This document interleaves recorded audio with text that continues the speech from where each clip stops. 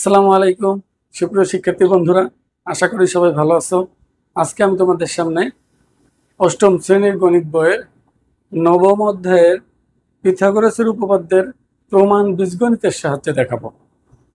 পিথাগোরাসের উপপাদ্য কি এটা আমি আগের দুটো ভিডিওতে বলে দিছি, তোমরা ওই ভিডিও দুটি দেখলে বুঝতে পারবে। আজকে আর আমি বুঝাবো না পিথাগোরাসের উপপাদ্যটি কি, আমি শুধু প্রমাণ দেখাবো।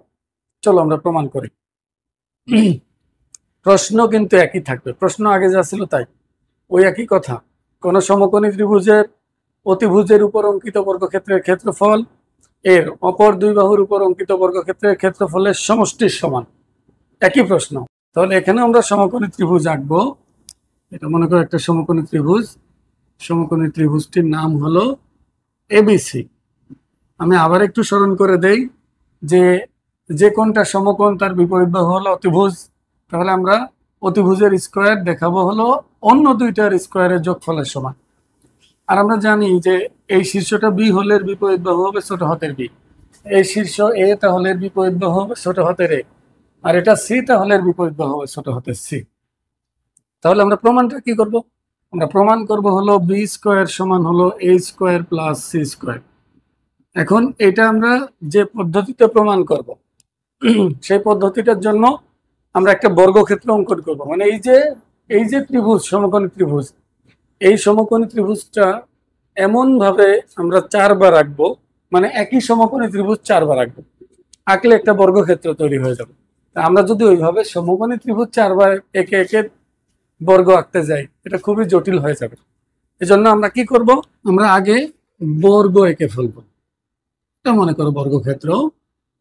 এখন এই বর্গক্ষেত্রটাকে আমি এমন ভাবে সেট করব, দেখো প্রত্যেকটা এই পুরা বর্গক্ষেত্রের প্রত্যেকটা বাহুকে আমি এই ভূমি আর লম্বের যোগফল আকারে প্রকাশ করবো। মানে বিষয়টা এমন, এইটুকু যদি এ হয় এটুকু হবে সি, আবার একইভাবে এই পাশটা যদি এ হয় এই পাশটা হবে সি, আবার এই পাশটা যদি এ হয় এই পাশটা হবে সি, আবার এই পাশটা যদি এ হয় এই পাশটা হবে সি। মানে বিষয়টা এমন, দেখো বর্গের একটা বাহুকে আমি এই ভূমি আর লম্বের যোগফল আকারে প্রকাশ করছি, ভূমি আর লম্বের যোগফল। এখন দেখো পাশাপাশি দুটি এ নাই, আবার পাশাপাশি দুটি সি নাই, মানে C A C A C এভাবে গেছে। আর যেহেতু পাশাপাশি নাই, তাহলে একটা বাহুর এক পাশ যদি এ হয় অন্য পাশ তো আর এ হওয়ার সুযোগ নাই। এবার কি করব, এই বিন্দুগুলো আমরা যোগ করে দিব। এটা যোগ করব, এটা যোগ করব, এটা যোগ করব, আবার এটা যোগ করব। তাহলে এখানে কি হলো দেখো, এই যে চারটা সমকোণী ত্রিভুজ, একটা একটা একটা একটা, এই প্রত্যেকটা সমকোণী ত্রিভুজ কিন্তু এটার সমান। কোথাও এইটা সোজা আছে, এটা একটু বাঁকা করা হয়েছে, ওইটা আরো একটু বাঁকা করা হয়েছে, এটা আরো একটু বাঁকা করা হয়েছে। মানে একবার বাঁকা করলে এক একটা পজিশন চেঞ্জ হচ্ছে। তার মানে এগুলো সবই সমকোণ। এটাও সমকোণ, এটাও সমকোণ, এটাও সমকোণ। যেহেতু এই ত্রিভুজে এখানে আঁকছি, তাহলে বলতো এই অতিভুজগুলো সবগুলো ত্রিভুজের অতিভুজ বি এর সমান হবে। এটাও বি, এটাও বি। লক্ষ্য করো ভালো করে, এটা পুরাটা একটা বর্গক্ষেত্র, আর এই বর্গক্ষেত্রটা চারটা সমকোণী ত্রিভুজ এবং একটা বর্গক্ষেত্রে বিভক্ত হয়েছে। আমি যদি বলি পুরা বর্গক্ষেত্রের ক্ষেত্রফল সমান হলো এই চারটা সমকোণী ত্রিভুজের ক্ষেত্রফলের যোগফল প্লাস মাঝখানে যে ছোট বর্গক্ষেত্রটা আছে তার ক্ষেত্রফল। এটা তো বলাই যায়, কারণ এটা তো সত্য।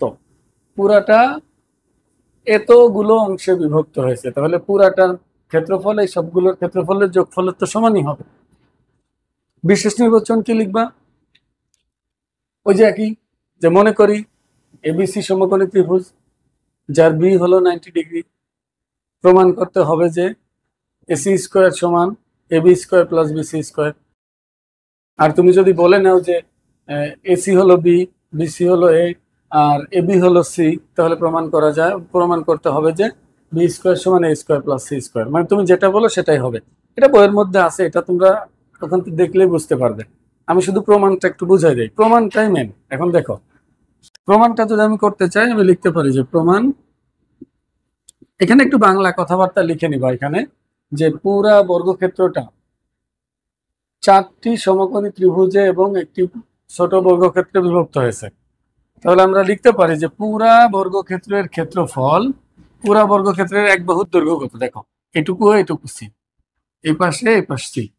তাহলে যে কোনো এক বাহুর দৈর্ঘ্য মানেই হলো এ আর সি এর যোগফল।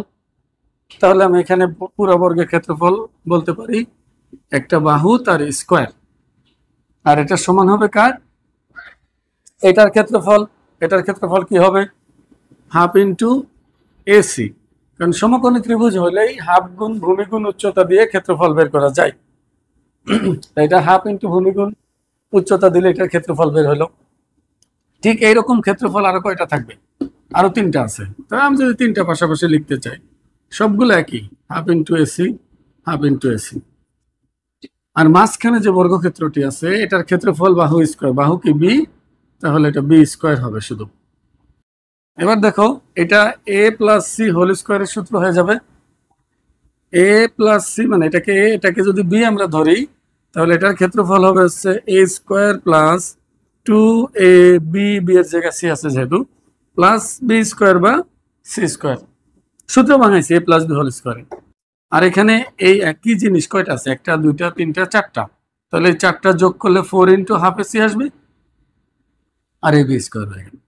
খেয়াল করো, আমি যদি এ প্লাস এ প্লাস এ প্লাস এ লিখতাম তাহলে কত হতো, 4 এ চারটা এক্স যোগ করলে 4x হয়।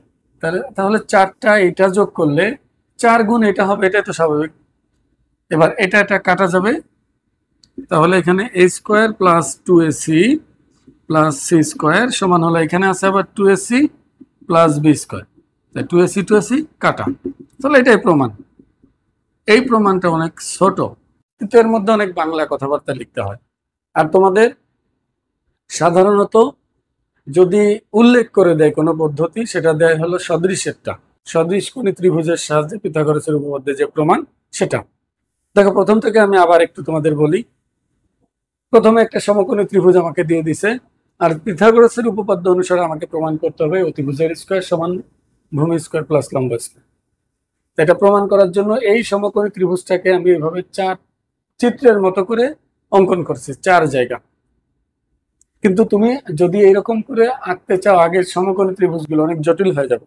এজন্য বলছি তুমি আগে থেকে এরকম বর্গক্ষেত্রটা এঁকে ফেলবে, আঁকার পর প্রতিটা বাহুকে 2টা ভাগে ভাগ করবে। দেখো তার মধ্যে একটা হবে এ, একটা হবে সি, মানে ভূমি একটা, লম্বা একটা। তাহলে এটা সি হবে, এটা এ হবে, এটা আবার সি হবে, এটা আবার এ হবে, এটা সি হবে, এটা এ হবে। দেখো প্রতিটা বাহু এ আর সি তে বিভক্ত, পাশাপাশি 2টি এ নাই, পাশাপাশি 2টি সি নাই। এবার এইগুলো যদি আমি যোগ করি, আমার চিত্রটা ঠিকভাবে হয় না, এটা আয়ত হয়, আয়ত হয়ে গেছে, বর্গই হয় নাই। তাহলে এখানে এই যে 4টা সমকোণী ত্রিভুজে ভাগ হয়ে গেল, আর মাঝখানে একটা বর্গক্ষেত্র হয়ে গেল। এবার বলবো যে পুরা বর্গের ক্ষেত্রফল সমান এটার ক্ষেত্রফল যোগ এটার ক্ষেত্রফল যোগ এটার ক্ষেত্রফল যোগ এটার ক্ষেত্রফল যোগ মাঝখানের অংশটার ক্ষেত্রফল। পরে এটা একটু হিসাব নিকাশ করলে, একটু ক্যালকুলেশন করলেই প্রমাণটা হয়ে যায়। এটাকেই বলা হয় বীজগণিতের সাহায্যে পিথাগোরাসের উপপাদ্যের প্রমাণ। আশা করি বুঝতে পেরেছ। পরবর্তীতে আমরা পিথাগোরাসের উপপাদ্যের বিপরীত উপপাদ্যের প্রমাণটা দেখাবো। আজকে এই পর্যন্তই। আসসালামু আলাইকুম।